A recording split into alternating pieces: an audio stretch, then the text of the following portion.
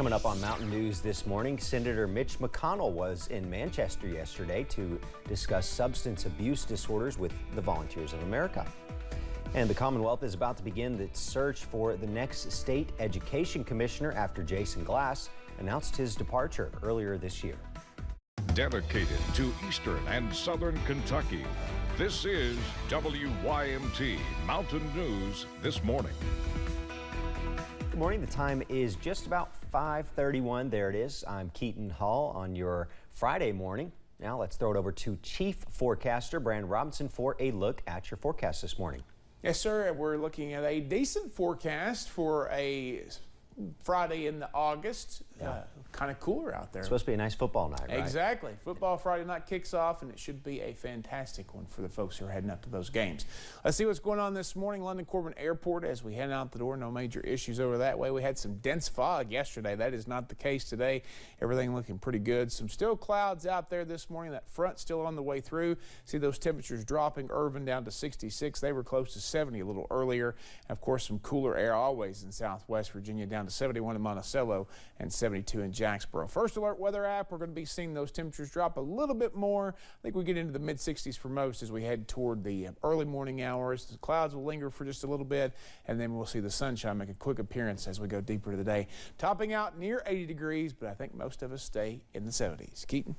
It looks like a nice, comfortable day. Thanks, Brandon. A road was shut down all evening in the city of Irvine, and a street was evacuated. This happened on Stevens Avenue at River Drive. The ATF was on the scene, along with other authorities. We're told police found a live military-style explosive device inside a home. There were no reports of injuries.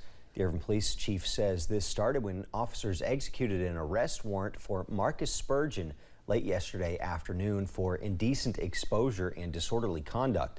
Officers then searched his car and home. They found multiple guns and ammunition along with the military-style device. The area was evacuated as a precaution, and the explosive was safely removed. We now know the names of the two people who died in a head-on crash in Powell County. State police identified the victims as 80-year-old William Thompson of Clay City and 79-year-old Priscilla Davis of Jeffersonville. The crash happened on Kentucky 11, about 2 miles north of Clay City. Thompson crossed the center line, striking Davis, leading to both being killed.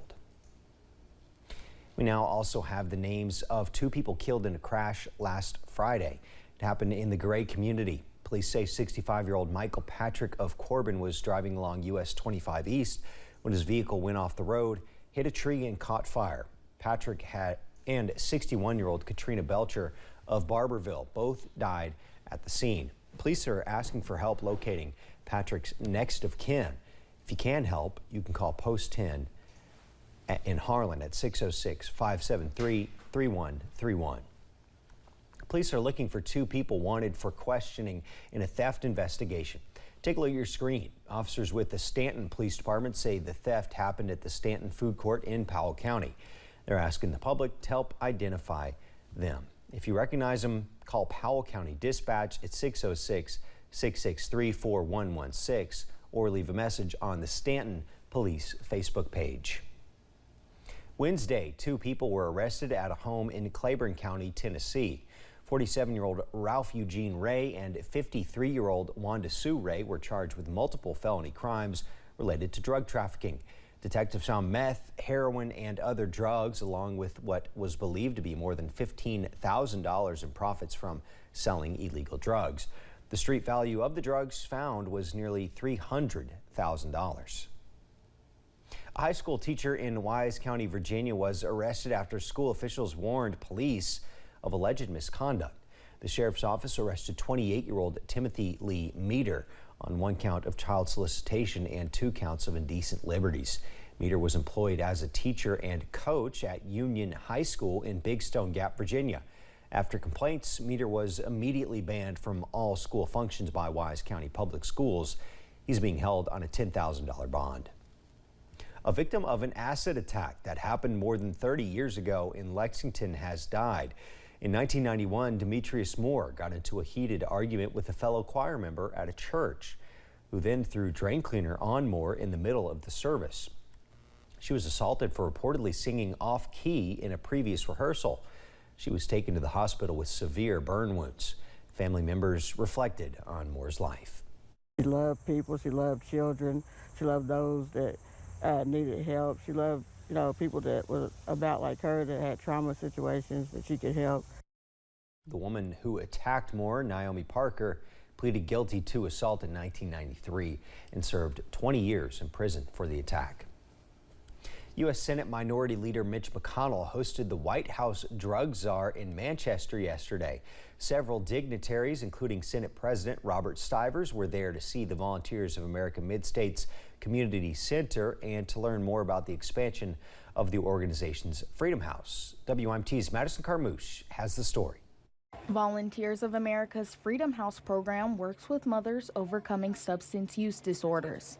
Today was a very special day here in Manchester to bring federal, state, and local partners together to talk about the important reality that we must expand our Freedom House program. Kentucky Senate President Robert Stivers says that through the years, the issues they have faced with substance use disorders have changed. Nobody ever thought that they would be fighting opioid or substance use disorder in utero, talking about a pregnant woman with a child while she was using some type of opioid. That wasn't even thought about 27 years ago, and now it's one of the hot topics in this realm. The Freedom House program gives mothers a choice to receive treatment and bring her children along with her. We're a very holistic program, so we're treating our smallest clients who are newborns up to adults, and that's an important part of Freedom House's message today, is that this problem affects the entire family. We have to treat the entire family. In Clay County, Madison Carmouche, WYMT Mountain News. Senator McConnell has helped bring more than $650 million to federal funding to support the Commonwealth's efforts to prevent and treat substance use disorders.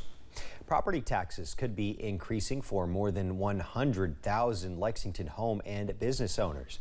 The proposed increase would help pay for street lights in the city. Earlier this week, the Lexington-Fayette Urban County Council voted 11-4 to increase property taxes to fund the streetlights. Lexington's Director of Budgeting, Melissa Luker, says only about 20% of property tax bills go to the city. The rest goes to schools and the state. Lights have not raised enough revenue to cover the expenses needed to operate the streetlights for the city. So we've been transferring around $2 million a year from the general fund budget over to the urban services fund budget in order to make the streetlight fund whole. The council is expected to take a final vote on the property tax increase on August 31st. A couple from the island of Maui who just moved to Lexington a few months ago is now collecting donations from area businesses to the community back home. Alexander Muto is in his first year as a medical student at UK. He's studying to be a cardiologist, but right now his heart's in Hawaii. We need rice, we need diapers, and I'm like, okay, got it. Okay, I'm gonna put my studies down and I'm gonna go do this and then I'm gonna come back. So it's hard. One business that has responded to the distress signal is Big Kahuna Hawaiian Barbecue. This weekend, the restaurant's owner is donating $1 for every plate sold at the restaurant, plus a lump sum of money to Muto's Ignite a Life Foundation. Muto's goal is to raise $3,000.